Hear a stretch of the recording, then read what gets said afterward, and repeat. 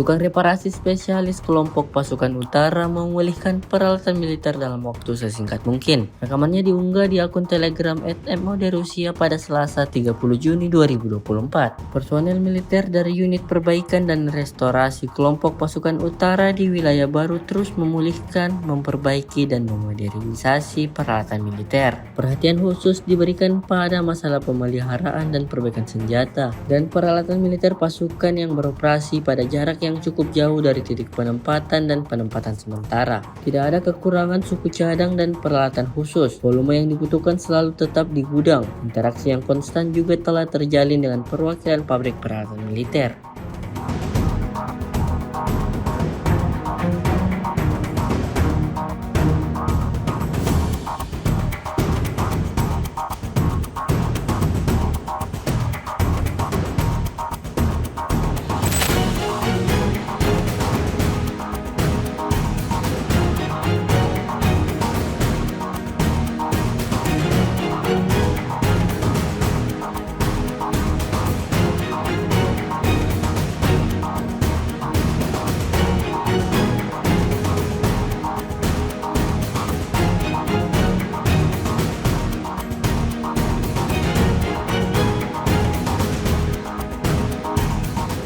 Download Tribun X sekarang, menghadirkan lokal menjadi Indonesia.